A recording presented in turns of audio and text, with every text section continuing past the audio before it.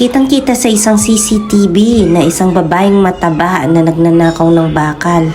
Ayan at palingaling nga pa siya at nang may dumaan na sasakyan bigla siyang huminto.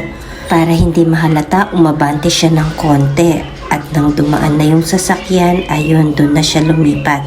Napakatusong babae talaga nito kaya guys kung nakikilala nyo siya kaagad nyo sa amin ipaalam. Number 1 suspect yan sa pagnanakaw ng mga bakal para ibenta niya at wala na silang makain. Kung makikita nyo sa CCTV guys ayan pinasok niya agad. Sa ibang anggulo naman ng CCTV ayan alam na may motibo siya, ang bilis niyang kumilos. Ganyan pa mo siyang maglakad na para bang may humahabol sa kanya. Kitang-kita nga sa camera, napakaliwanag na lumipat nga siya para kunin bakal na binibenta nga niya. Mag-ingat sa babaeng ito guys na matakaw sa bakal.